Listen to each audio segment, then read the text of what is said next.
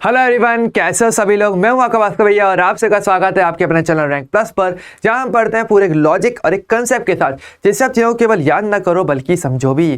तो बच्चों देखो, आज की जो वीडियो है वह आपकी एक स्पेशल वीडियो है जिसमें हम बात करने वाले हैं संकरण यानी हाइब्रिडाइजेशन निकालने की सुपर ट्रिक। यानी इस ट्रिक से आप चाहो तो चाहे आपको यौगिक कैसा भी दिया जाए, किसी यौगिक का अगर आपको फॉर्मूला दिया जाए, चाहे आपको किसी यौगिक की संरचना दी जाए, आप हर स्थिति में आप किसी भी उस यौगिक का संकरण निकाल पाओगे। किसी जो आपका तत्व होगा उसका आप संकरण निकाल पाओगे। ओके, लेकिन वीडियो स्टार्ट करने से पहले अगर आपने वीडियो को अब तक लाइक नहीं किया तो लाइक कर लेना, एंड चैनल को सब्सक्राइब नहीं किया सब्सक्राइब कर लेना। तो आज की वीडियो को स्टार्ट करते हैं।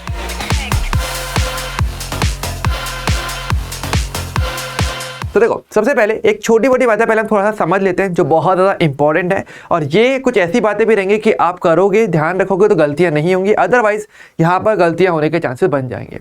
तो पहली बात हमेशा ध्यान रखना कि जब आप संकरण निकालते हो तो हमेशा ध्यान रखना कि वो हमेशा केंद्रीय परमाणु का निकाला जाता है, कि आपका यौगिक का जो भी आपका केंद्रीय परमाणु होगा उस पर हमेशा संकरण निकाला जाता है। ठीक है, पहले तो ये बात आपको हमेशा ध्यान रखनी चाहिए। ठीक है, अब यहाँ पर एक छोटा सा बात जो आपको पता होनी चाहिए कि केंद्रीय परमाणु आप कैसे पता करते हो। ठीक है, तो यहाँ पर दो तीन तरीके होते हैं केंद्रीय परमाणु पता करने के। पहले हम उस पर बात कर लेते हैं, फिर मैं आपको तुरंत संकरण की ट्रिक दे दूंगा जिससे आप किसी भी यौगिक का संकरण निकाल पाओगे। और एक नहीं, मैं आपको दो ट्रिक दूंगा जिससे आपको और ज्यादा फायदा रहेगा, हमेशा कंफर्म आंसर निकाल पाओगे। ओके, चलिए।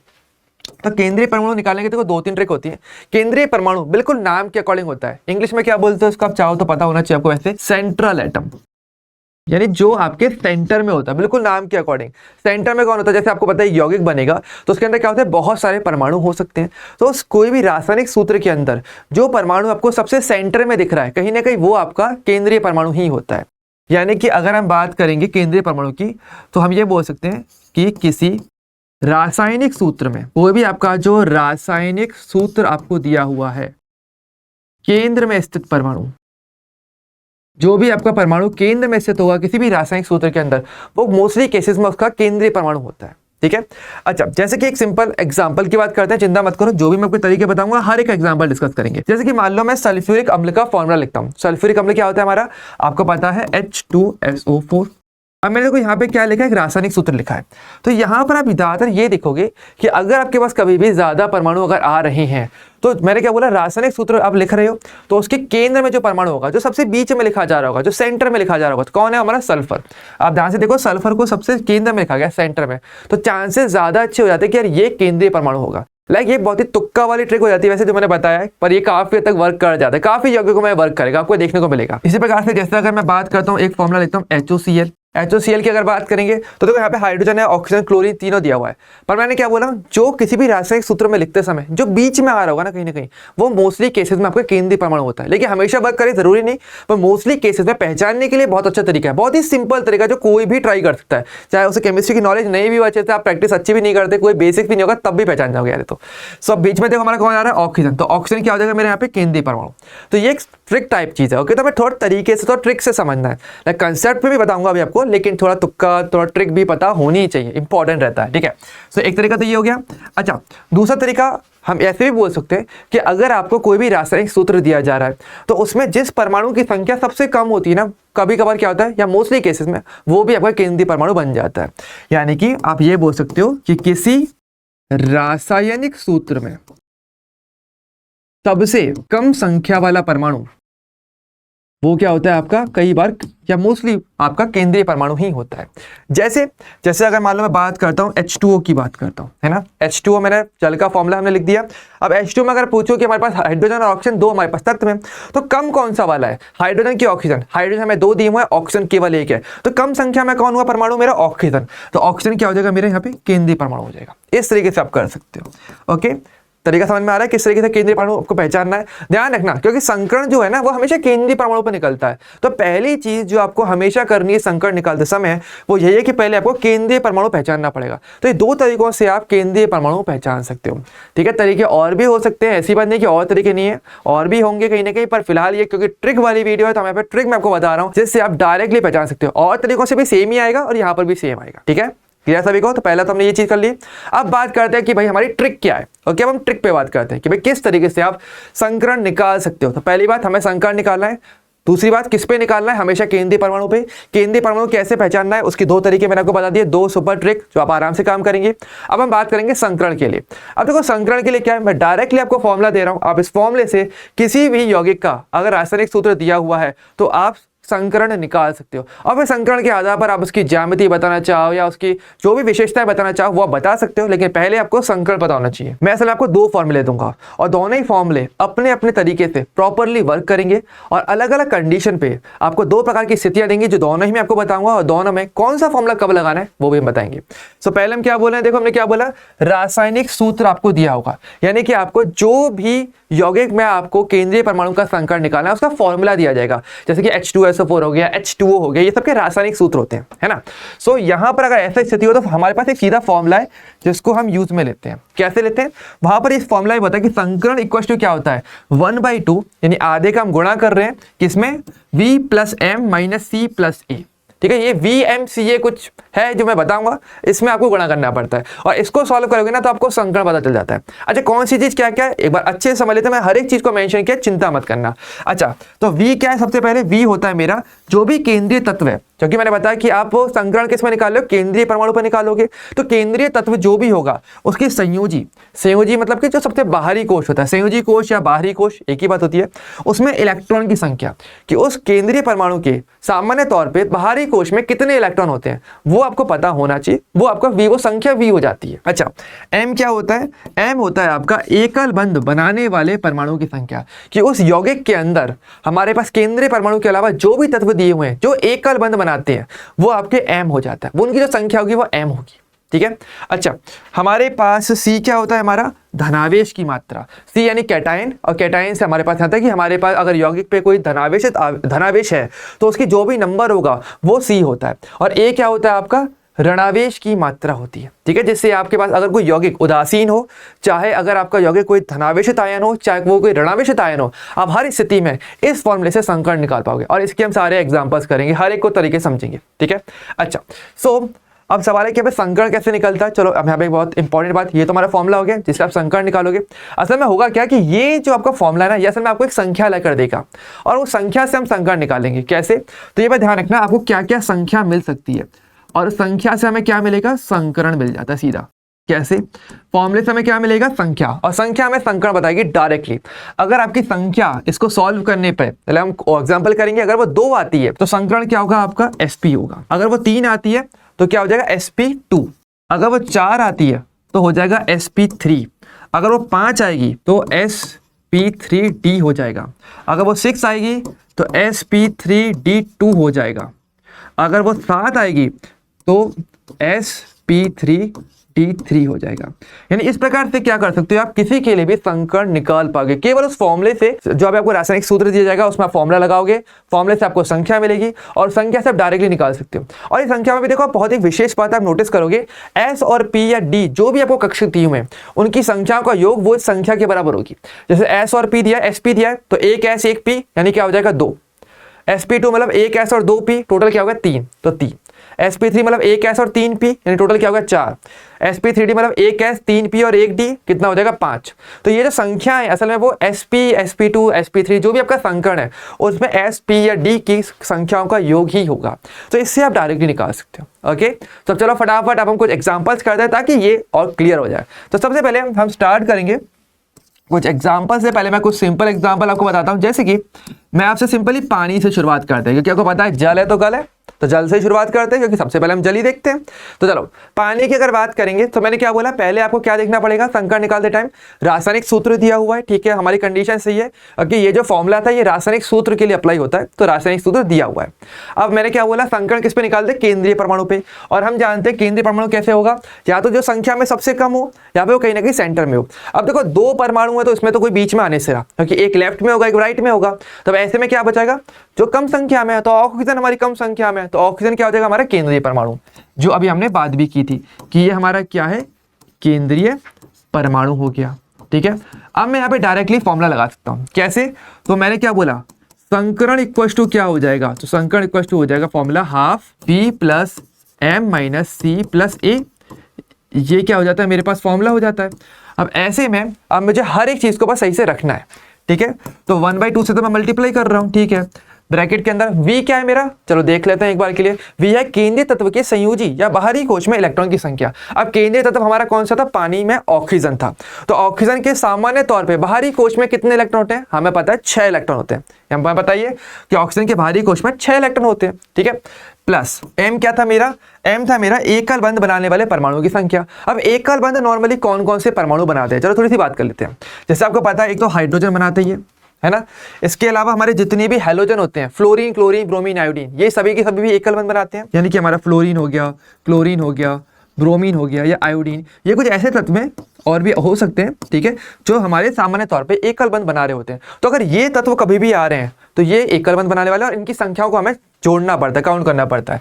तो अभी हमारे पास बात करेंगे तो H2O में हमारे पास केंद्रीय परमाणु को नहीं देखना, उसके अलावा वाले देखने हैं, ठीक है। तो एकल बंध कौन बना रहा है, हाइड्रोजन बनाता है, वो यहाँ पे दिया हुआ है, कितना दिया हुआ है, 2 हाइड्रोजन दिए हुए हैं।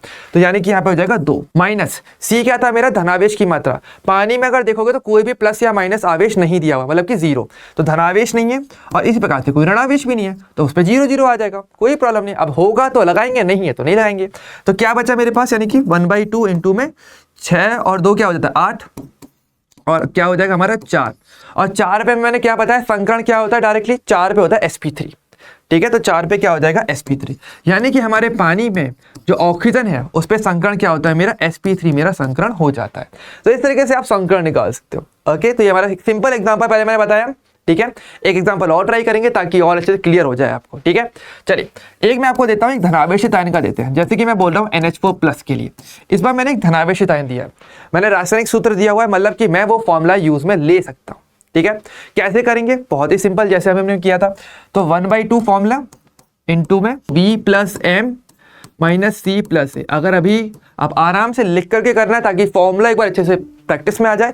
एक बार प्रैक्टिस में आ जाएगा तब तो आप इसको लाइक उंगलियों पे कर जाओगे, क्योंकि सिंपल काउंटिंग करनी है, कैलकुलेशन भी नहीं है इतनी ज़्यादा कोई, तो इसे बहुत इजीली कर सकते हो। तो 1/2 इंटू में V क्या था मेरा, V था मेरा जो भी केंद्रीय परमाणु होगा उसके बाहरी कोश में इलेक्ट्रॉन की संख्या। अच्छा, यहाँ पर अगर मैं पूछूं केंद्रीय परमाणु कौन होगा तो कौन होगा।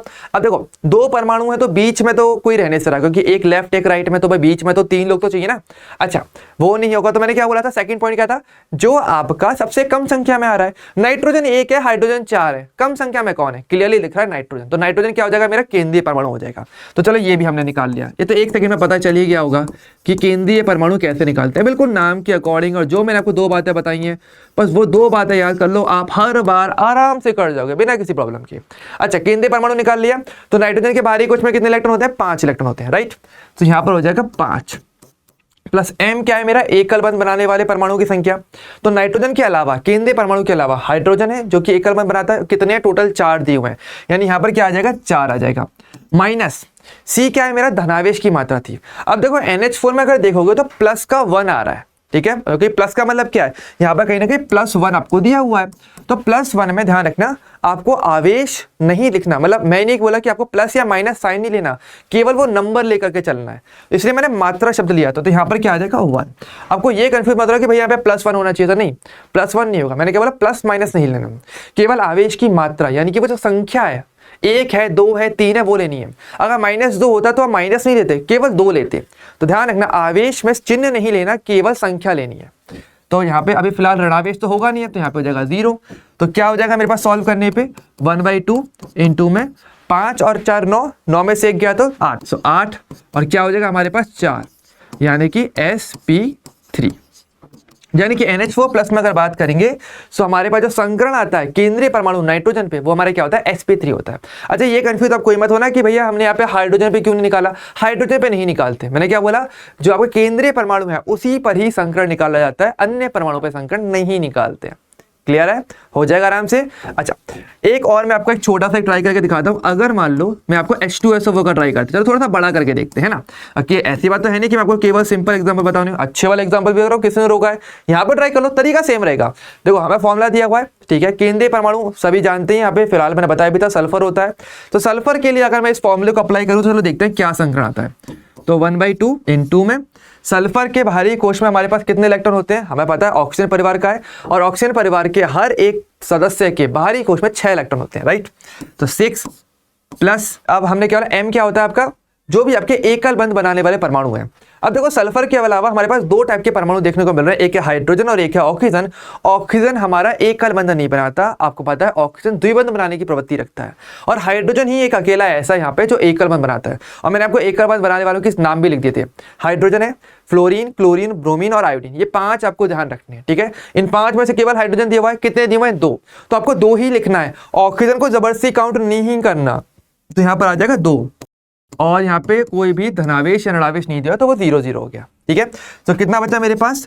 1/2 इंटू में 8 क्या हो जाएगा, यानी कि 4, और 4 का मतलब मैंने बताया था sp3, यानी यहाँ पर जो सल्फर होता है उस पर sp3 संकरण होता है। तो इस प्रकार से आप क्या संकरण निकाल सकते हो किसी भी रासायनिक सूत्र को देखते हुए। क्लियर है? ये वाली चीज हो जाएगा ना, थोड़ा प्रैक्टिस करोगे तो और अच्छे से होगा, ठीक है। तो ये हमारा एक तरीका था, ये एक ट्रिक है, चिंता मत करो। मैंने क्या बोला आपको, मैं 2 ट्रिक दूंगा, गलती करोगे ही नहीं। और 2 टाइप का जो क्वेश्चन आएगा दोनों पे हम बात कर लेंगे। तो एक तो क्वेश्चन ऐसे आता है कि आपको रासायनिक सूत्र दिया जाएगा और आपसे बोला जाएगा यहाँ पर आपको संकरण निकालना है। तो पहली बात ध्यान रखना, केंद्रीय परमाणु पे निकलता है, साइड वाले परमाणु केवल फॉर्मूले में हेल्प करते हैं, उनकी काउंटिंग हम करते हैं, आवेश ऋणावेश दिया उसको हम काउंट करते हैं, लेकिन मेनली किस पे निकालना है? केंद्रीय परमाणु पे। तो एक तो हमारा हो गया रासायनिक सूत्र के आधार पर। एक और होता है आपको क्या, अगर आपको यौगिक की संरचना दी जाए, तो ये आपका दूसरा तरीका होता है। तो ध्यान रखना, यौगिक की क्या आपको संरचना दी जाती है कई बार कि हाँ भाई ये आपको प्रॉपर संरचना दी हुई है और अब आपसे पूछा जा रहा है, तो यहाँ पर बहुत ही सिंपल सा फॉर्मूला होता है। संकरण कैसे निकालते हैं? हमारा तरीका होता है, जो भी आपका केंद्रीय परमाणु है निकलेगा तो केंद्रीय परमाणु पे ही, वहां पर आपको देखना है कि उसके पास एलपी यानी कि आपके लॉन पेयर, एकाकी इलेक्ट्रॉन युग्म, वो कितने, उसकी संख्या को काउंट करना है उस संरचना को देख करके, और साथ में सिग्मा बॉन्ड वो कितने बना रहा है, यानी बीबी क्या होता है? बॉन्ड पेयर होता है, ओके, बंदी इलेक्ट्रॉन युग्म। पर बॉन्ड पेयर में भी आपको पता है 2 प्रकार के होते हैं आपके बंदी इलेक्ट्रॉन युग्म, पाई बॉन्ड और सिग्मा बॉन्ड। तो यहाँ पे ध्यान रखना, पाई बॉन्ड काउंट नहीं होते, केवल सिग्मा बॉन्ड काउंट होते हैं, ओके। तो यहाँ पर आपको सिग्मा वाला काउंट करना है, ये थोड़ा सा इंपॉर्टेंट है, यहाँ पे बहुत गलतियां होती हैं, ठीक है। तो अब इसके बेसिस पे देखते हैं कैसे निकालते हैं, ठीक है। तो कुछ एग्जांपल्स की मैं तुरंत बात करता हूं, जैसे कि मान लिया मैं आपको बोल रहा हूं XeO4 की बात करता हूं, ठीक है। ज़ीनॉन टेट्राऑक्साइड, आपको पता है ज़ीनॉन अक्रिय गैस है, लेकिन उसके भी यौगिक सबसे ज्यादा प्रकृति में पाए जाते हैं अक्रिय गैसों को देखते हुए, सबसे ज्यादा ज़ीनॉन के मिलते हैं।